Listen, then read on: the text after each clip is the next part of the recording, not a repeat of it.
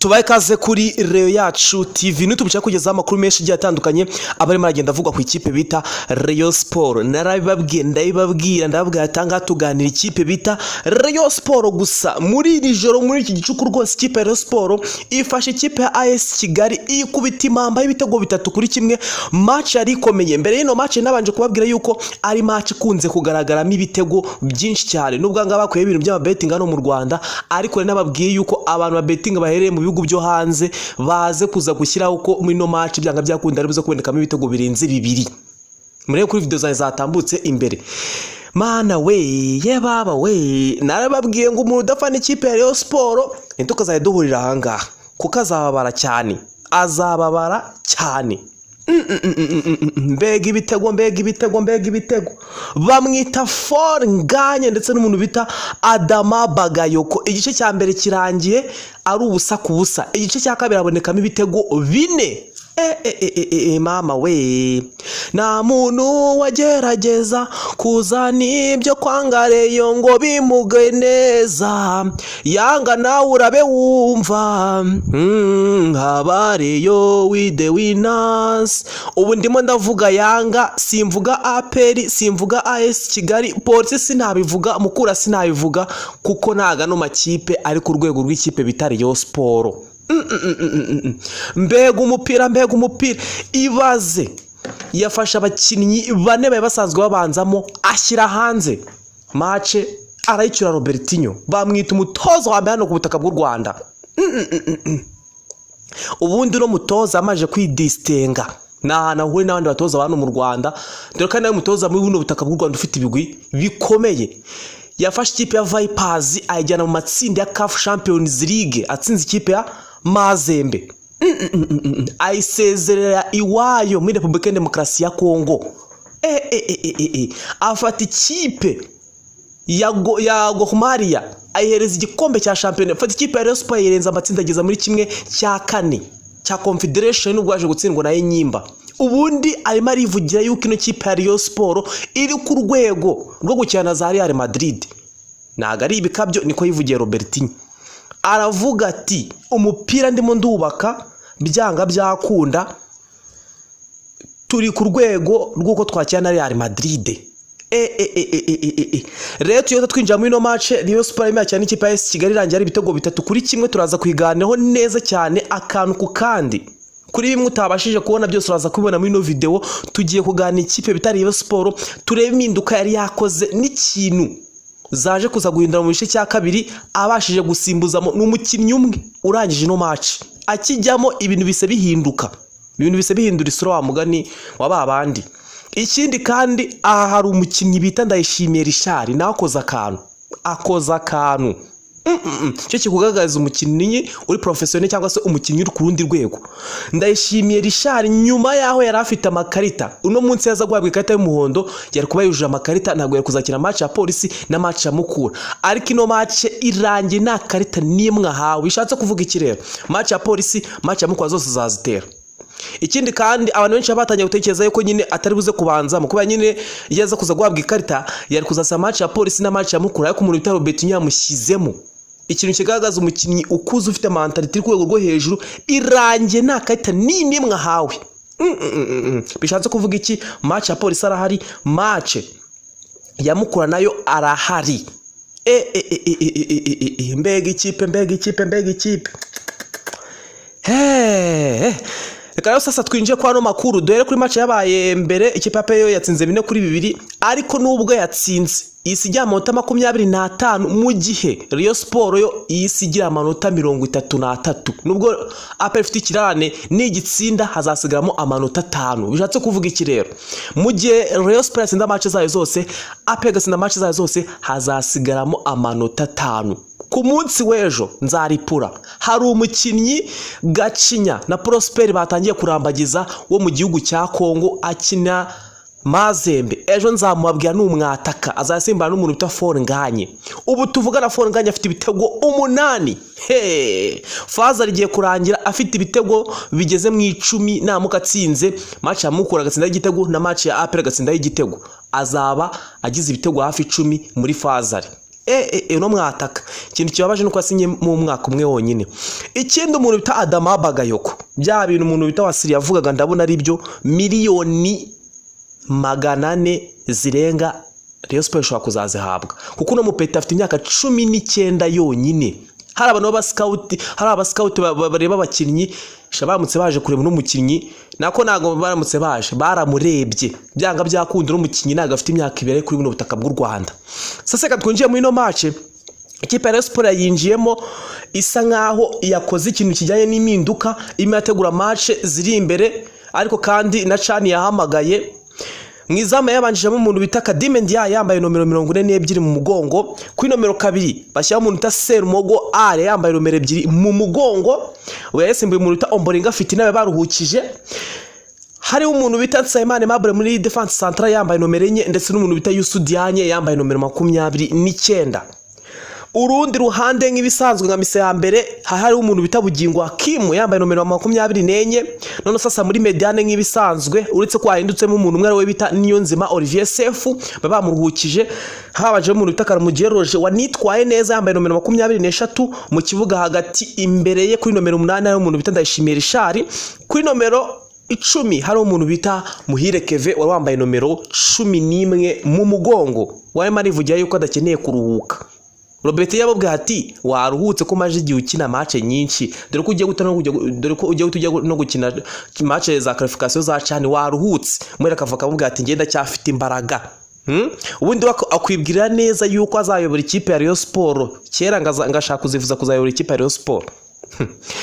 Abataka rero uruhande rumwe rwanyuragaho umuntu bita Elenga Kanga yamugaruye rero kuri nomero 7 zo mu mugongo, urundi ruhande rumuranyuraho umunyamari, umwana ufite ikizere ku myaka ye 19 bamwita Adama Bagayoko aka Sheri w'abareyo. None sasa kuri atake yashyizeho umuntu bita For Nganye kuri nomero ze 12,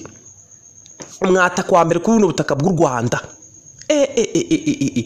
Icyo cyambere cyabaye nkuko nababwiye, habaye impinduka zigeze murenye, bagerageje kuhataka ariko ikintu cyagaragaraga cyo umuntu wari ufite ikintu kijyaye n'ikintu bita umuntu wari decisive cyane imbere y'izamu ya umuntu bita Adama Bagayoko, kumubona rwose shot ya Shose ari Shose, umuntu bita Adolphe Rwanaryo ari akora save, ariko murabura neza umuntu bita For Nganye yayabuze pass. Nago mu gice cyambere igeze akora ibikorwa nyine bigaragaza nkaho nyine bishobora gutanga igitego, kubera ko umuntu bita Elenga Kanga yacengaga cyane natange passe ngazigarurire muri box, kandi murabizi neza iyo zageze muri box umuntu bita For Nganye aba ari ukwikoreraho gusa. Rero umuntu bita For Nganye yayabuze ikintu kijyanye n'imipira mu gice cyambere. Rero umuntu bita Robertinho yabirebye yabikubise imbona avuga ati ibintu nibikomeza gutyo igitego gishobora kutaboneka. Igice cyambere cyarangiye ari ubusa ku busa, maze bajya mu gice cya kabiri ahita akora impinduka zihuse cyane, atavanamo umuntu bita Elenga Kanga wari umurakina nabi cyane, yacengaga bagahita bamwambura baro, ahita ashyamo umuntu bita Azizi Basane Kulanya, umunyakameruni. Ubundi ubungubu bakunze kumwita Oja wa kabiri, nubwo adatsinda ariko we afite ikintu bita pace cyangwa se umuvuduko uteye ubwoba, afite ikintu bita pace iteye ubwoba, arihuta. None utaza kureba igitego cya kabiri muta For Nganye yaje kuza kubatsinda, muraza kureba ubuhanga bw'uno muntu bita Azizi Basane Kulanya. N'uyu nguyu ntago aribuze kuramba kuri buno butaka bw'u Rwanda, turaza kukiganiraho. Rero bahise binjiramo umuntu bita Azizi Basane Kulanya, yinjiramo mu gice cya kabiri asimbuye umuntu bita Elenga Kanga. Ntago rero byatinze, akimara kwinjiramo umuntu bita Adama Bagayoko yakiriye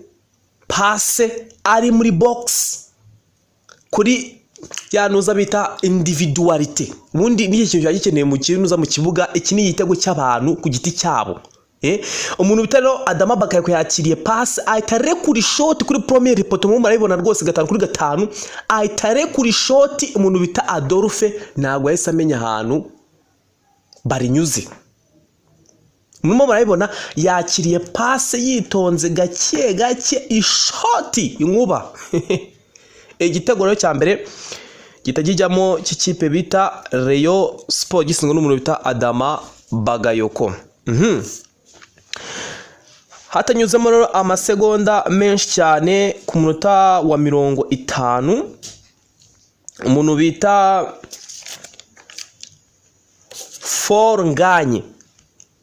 Fornganye rwose yakiriye pase y'umuntu bita Aziz Basane kuranye nk'uko ndimo ndababwira 5-5 na amasegonda yanyujemo batanuzaya Kigali yari gikubitwa igitego cya mbere bakimo batanga pase bapapuye baro umuntu bita Aziz Basane kuranya agenda gacumacuma gake ahita arekura pase kamena bihu ahita yereza umuntu bita Fornganye nawe ahita yakira neza cyane ahita terekamo bawa ya kabiri y'ikipe bita Rayon Sport ibigize ibitego 2-0 ubundi Rayon Sport kigukubita igitego cya mbere n'ikindi cya kabiri gitakiza bimeze nk'imvura muri match ya Gorilla muri match ya Visio murebe na match yabahuje n'ikipe na match ya Visio urebe na match yabahuje n'ikipe ya Muhazi ibitego biza byisukiranye iki gukubita cya mbere ubundi inama nahita nkugiye no gutuyenduka tujya kudefanda kuko igitego cya mbere kigiyemo igitego cya kabiri kitakiza gitakisukiranyamo rero bakibakubita igitego bagipasanya Aziz ahita azamukana baro mu murabona rwose azamukana baro yera iminu wa mbere wa kabiri atanga passe Fornganye yakira rimwe hagati y'abadefanseri arerimina rimwe bawa mwizamu babona ikintu bita umwataka yakiriye baro ahita terekamo mbega Rayon Sport nababwiye ngo Rayon Sport ni ibyishimo ntago bigurwa AP Football Club yaguze abakinyi ba miliyoni ngo yatanze numvishe barwaje bava ngo yatanze ngo miliyari ngo niba arebye ngo ku isoko miliyari zingahe ariko ino kipe Rayon Sport nagagaze miliyoni zirenze 200 ariko urebye umupira irimo irakina urebye umwarimu ari we bita Robertinho Jean Fidel ashimirwe kabisa Jean Fidel nubwo yagiye ariko asigiye ikipe Rayon Sport abakinyi beza bakimara gutsindwa igitego cya kabiri Rayon Sport yabaye nk'isubiye inyuma maze ikipe ya AS Kigali nayegeza gukina yataka ishaka igitego mu maribona rwose yegeza gukina yataka ari nako yakoraga impinduka zigiye zitandukanye igerageza kugira ngo irebe ko hari ukuntu nyine yagabanya ikinyuranyo cy'ibitego yari majije gushyirwamo rero ntabwo byatinze bahise babona penalty maze umuntu bita yabivuze Oze ayiterekamo neza cyane uko yayiterekagamo rwose umuntu Academy Ndiaye ababuza amadolari yiwe 100 yarasanzwe afata yahabwaga n'umuntu bita Muvunyi kwa ko na clean sheet igeze akora kuri no match rero na amadolari 100 yatahanye kuri no munsi ariko ndagira ngo mbabwire mwabantu mwe ino kipe bita Rayon Sport no muriro wo kotera kuri umuntu bita Rugaju yavuze ati kugira ngo turebe test nzima Rayon Sport itegura umukino wa gicuti ihure n'ikipe ya Yanga kubera yuko ngo ikipe ya Rayon Sport irakina umukino uteye ubwoba irimo irakina ibintu bishushanyije mana nyagasani ino kipe ya Rayon Sport mana yanjye igitego cya kabiri cyagiyemo Rayon Sport nayo babayishyuye igitego kimwe ari nakafana b'ikipe ya Rayon Sport bari kuri Kigali Pele Stadium ubwoba bwahise buba bwinshi kubera yuko ikipe ya AS Kigali kimara kubona igitego yahise yataka ishyiramo imbaraga iravuga ati nubwo tubonye igitego cya mbere dushobora no gushyiramo icya kabiri tukishyura barataka babona za koroneri ariko match irimo irasa nk'igiye kurangira haburaga iminota 5 ahita akora impinduka ahita avanamo umuntu bita Rukundo Abdelrahman Papley atamuzana mu kibuga ahita akuramo umuntu bita Muhire Keve yasakwa umuntu bita Muhire Keve dore ko anafite n'akantu k'umunaniro ahita amukuramo ahita azanamo umuntu bita Rukundo Abdelrahman Papley ahita avanamo umuntu bita Sermogo ari atashyamo umuntu bita Kabange kwa haburaga minota mike nyine ngo match irangire yajyanga baruhutsemo gake aninjizamo n'abantu badefanda cyangwa se bagifita amaraso mashya kugira ngo bataza kuza kwishyurwa igitego rero match irimo asa nk'igiye kurangira bahise babona ikintu bita kufra yahagazweho n'umuntu bita Bugingo Hakim ndetse n'umuntu bita Rukundo Abdelrahman Papley ku bantu babizi neza kufra ziba ziri ku ruhande rw'ibumoso ziterwa n'umuntu bita Bugingo Hakim ariko nanone ku bantu bazi neza umuntu bita Rukundo Abdelrahman Papley mu magaju ari mu bantu batsinze ibitego byinshi bya kufra mu minsi 6 ya shampiyona y'umwaka ushize kugeza ku munsi wa 3 wa shampiyona yamaje gutsinda ibitego 3 bya kufra zonyine rero yagare n'umuntu bita Bugingo Hakim arayimurekera asa nk'uyisimbutseho gato murimo murabibona rwose ahita aterekamo kufura maze umuntu utaforunganya kuzaho gake cyane igitego cya gatatu gihita kikijyamo rwose imitima y'abareyo itiruka itivuga ati byanga byakunda ino match turayicyuye kubera yuko